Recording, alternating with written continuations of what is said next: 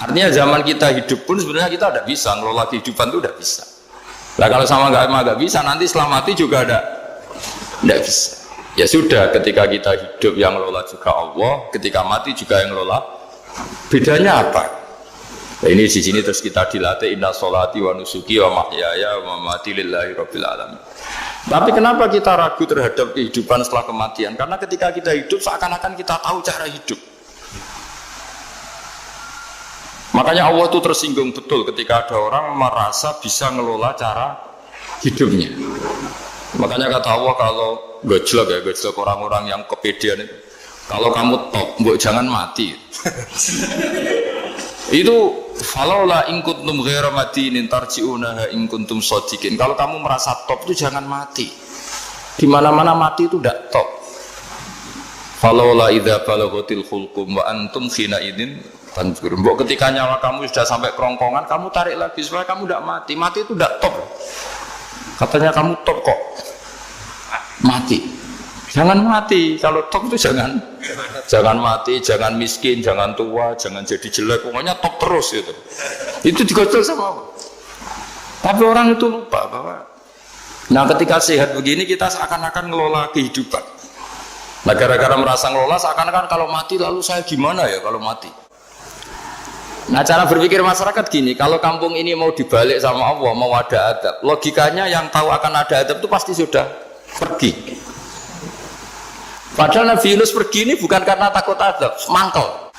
Nabi Yunus itu minggat tadi abaqo itu. Abaqo itu kalau dalam bahasa Arab pergi gak pamit ya. Kalau orang Jawa bilang minggat. Kalau itu sebenarnya saking mangkelnya, saking emosinya, beliau akhirnya meninggalkan kaumnya tanpa pamit. Tapi kaumnya itu menjadi tahu bahwa ini serius Yunus. Buktinya dia agak berani di kampung, berarti mau ada adab betul itu. Dan efek positif dari teori itu, teori kultur tadi. Akhirnya mereka tobat. Saat itu juga mereka wiridan di lapangan, terus semua kesalahannya diselesaikan. Sampai ada rumah yang sudah dibangun permanen karena di tanah tetangga, dirobohkan saat itu juga. Bahkan ada batu yang dulu nyuri, satu dua batu yang dulu hasil nyuri, saat itu juga dirobohkan, dikembalikan sama penghuni. Hari itu semua kedoliman diselesaikan. Ini penting saya utarakan, jadi tobat itu tidak hanya istighfar. Kalau istighfar ribet, tobatnya orang punya utang terus istighfar gitu kan ribet. Kan ribet itu. Ada punya utang terus minta maaf itu kan ribet itu. Harus diselesaikan itu. Tobat. Tobat diterima sama Allah. Batas akhir finish dari harusnya ada adab misalnya Senin, Selasa, Rabu, harusnya Rabu itu sudah kena adab. Ternyata Rabu itu tidak kena adab. Nabi Yunus sebetulnya juga penasaran kampungnya itu kena adab tidak. Dilihat dari jauh ternyata tidak. Tambah kecewa dia. Gitu. Wah ini saya kalau pulang pasti dibunuh karena saya jaga pembohong. Di masyarakat situ ada aturan siapa yang bohong dibunuh. Padahal Nabi Yunus ngumumkan nanti Rebu ada adab. Kira-kira gitu. Ternyata Rebu itu tidak ada adab, makanya dia sudah di batas kampung kembali minggat lagi karena nanti pulang pasti dibunuh karena dia ada kebohong. Ya akhirnya masyhur itu, terus dia ikut nelayan sekenanya, yang penting lari dari kampung, ikut nelayan sekenanya. Zaman itu, ini saya ulang lagi zaman itu. Nanti ini efeknya nanti ke tauhid. Zaman itu para nelayan tuh kayak sepakat. Kalau ada kapal atau perahu kok mau tenggelam, itu pasti ada yang minggat. Hanya minggat itu pergi tidak terhormat itu. Terus fasahama fakana minal mudhadin. Nah dulu tuh orang sudah punya peradaban. Ini cerita kultur, sudah punya peradaban. Punya peradaban. Ya sekarang gini, kalau nyemplungkan salah satu kan tidak adil diundi. Ternyata yang keluar dia Nabi Yunus. Terus mereka tahu ini orang nggak pantas dikorbankan karena Nabi di mana-mana itu ganteng. Memang Allah itu punya sunat unik. Nabi itu harus paling ganteng di kampungnya. Nasabnya juga harus paling baik. Kabar-kabarnya juga istrinya harus paling cantik. Itu memang aturannya gitu. Nggak tahu saya. Dulu saya juga janggal. Kenapa Nabi aturannya harus gitu? Angen-angen di pemimpin elek ya isin itu maksudnya. Misalnya pemimpin dia masak keriting itu kan piye gitu rasanya itu. Jadi Nabi itu pasti itu paling ganteng di kampungnya, terus dari nasab ya terbaik, terus rata-rata istrinya itu ya selain Solihah itu ya paling ganteng. Karena ya dibully kan, sowar tidak jadi Nabi, nak bujone elek kan ya ribet kalau misalnya ada yang bully gitu kan juga ribet. Singkat cerita terus dia akhirnya ditenggelamkan, dibuang karena beliau seorang Nabi, faltaqamahul khut. Beliau ditelan ya. Iltiqam itu tidak digigit, ditelan. Karena ditelan beliau tidak mengalami dikunyah, ditelan. Iltiqam itu ditelan. Karena beliau seorang nabi di dalam batnil khut itu di perut. Itu dia wiridan. Dan barokahnya wiridan itu perut ikan ini menjadi masjid. Dia nyaman di situ nyaman karena terus mengalami karomah lah. Andekan wali itu ngalamin karomah. Nah kesimpulan dari cerita ini itu apa? Masyarakat itu akan selalu dengan kulturnya sendiri. Para nabi juga punya kultur sendiri. Dan Allah yang ngelola itu semua. Saya ulang lagi, Allah yang ngelola itu semua. Makanya terus dua kultur ini kalau Allah menghendaki itu gampang sekali. Akhirnya yang terjadi apa? Nabi Yunus jadi kasih sanksi Allah karena pergi tidak pamit. Masyarakatnya justru enggak karena tobat. Dan tobatnya masyarakatnya ini karena kekeliruan Nabi Yunus. Keliru dengan makna bukan dosa.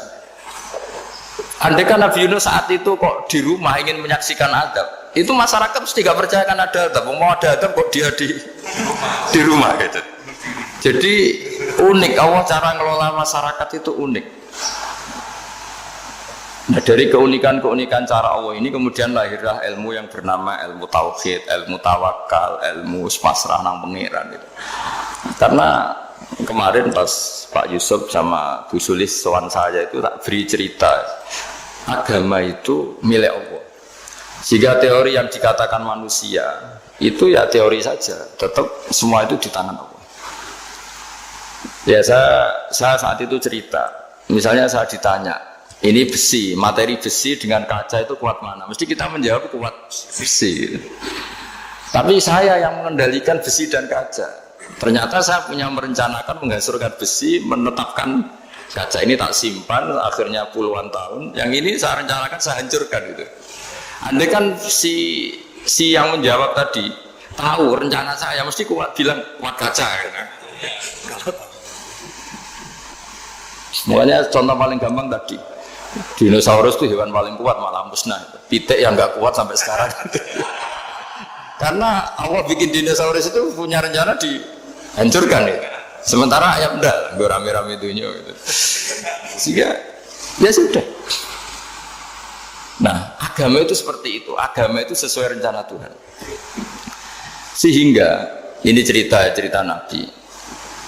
Sehingga Nabi itu kadang nggak tahu bedanya antara sesuatu yang punya data, punya perangkat-perangkat untuk menuju A misalnya, itu nggak tahu bedanya. Jadi kalau Nabi ditanya misalnya gini, onta itu lahir dari betinanya, dari indukannya bisa, ya bisa. Lahir dari batu, jawabnya ya bisa. Kalau dia seorang Nabi pasti jawab bisa. Jadi kalau Nabi ditanya mata air itu keluar dari bumi kedalaman 7 meter, bisa. Keluar dari sini, dari meja, jawabannya ya bisa. Karena Nabi itu saking dekatnya Allah, tahu betul bahwa perangkat di dunia ini tidak bisa mendikte Allah. Semua itu kehendak Allah. Logika yang terbangun Nabi itu sebenarnya gampang ya. Kalau kita teliti itu hanya gampang itu, sesuatu yang benar itu pasti bisa dijelaskan secara gampang. Nah ini ngaji tauhid biar tidak terlalu berteori itu. Karena kalau saya cerita uang pinter jenengan. Nah, dan saya tidak ingin pinter tentang uang.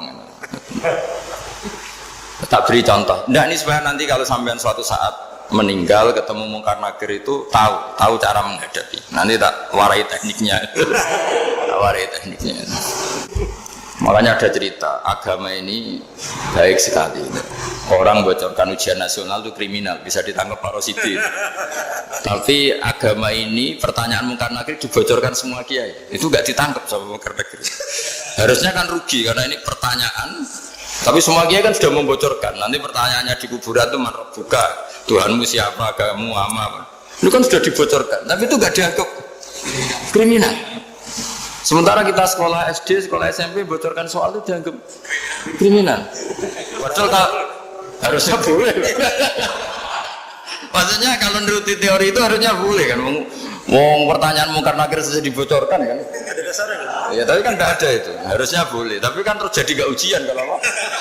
Kalau dibocorkan itu. Artinya agama ini begitu baik. Pertanyaan yang taruhannya surga neraka saja dibocorkan. Kurang apanya baiknya agama ini? Pertanyaan sepenting itu dibocorkan. Dan kiai-kiai gak ditangkap sama mungkar nakir ya udah itu. Saya ulang lagi ya supaya kita ingat fitrah salimah. Soal Anda modern monggo lah, tapi saya sebagai kiai akan ngajari kalian tentang fitrah salimah. Jadi kalau kamu itu benar-benar beragama, ini misalnya kertas, ini lempengan baja. Kalau kamu beragama kalau ditanya kuat mana, ya terserah jenengan. Karena bisa saja kertas ini aku punya niat tak simpan di arsip nasional. Baja ini tak niatkan, tak luluhkan, tak hancurkan. Sehingga kalau kita ngomong ya secara materi harus ditambahi, secara materi kuat baja ya Allah. Tapi secara substansi jenengan ya terserah jenengan monggo. Nah, di sini yang mulai orang lupa itu karena selalu menjawab pasti kuat baja. Kata pasti ini yang akhirnya orang menghilangkan teori beragama. Berdasar logika. Berdasar logika. Nah akhirnya para nabi, para wali itu ditanya. Saya punya kitab karangannya Abdul Hamid, orang alim. Kitab itu dulu saya ngaji lama sekali, sampai sekarang saya pelajarin. Manusia itu dijebak hukum adat, padahal adat itu ya tidak terlibat. Misalnya kalau ada telur jadi ayam normal gitu. Ya tadi indukan unta melahirkan unta normal itu, indukan sapi melahirkan sapi normal. Tapi kalau para nabi itu bilang ya nggak normal, nggak normal artinya tetap ada kekuatan Tuhan. Indukan unta tahu apa tentang unta? Dia punya kekuatan apa? Bisa melahirkan unta, bisa menciptakan unta di perutnya, bisa ada jantungnya, ada paru-parunya, ada ususnya. Dia bisa apa? Di situ ada tangan Tuhan. Gitu. Karena para nabi cara berpikir gitu melihat tembok ya sama. Tembok sama indukan unta itu sama-sama mungkin mengeluarkan unta. Sehingga ketika Nabi Soleh ditanya, bukti apa kekuasaan Tuhanmu? Apa bisa mengeluarkan unta dari batu besar ini? Jawabannya Nabi Soleh ya bisa, langsung saja bisa.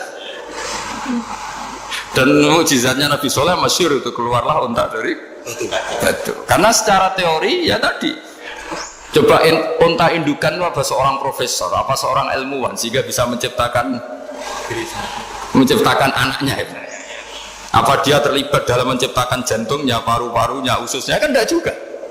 Telur bisa apa coba? Gobloknya bukan main telur itu kan. Tapi bisa mengeluarkan ayam, dia bisa apa?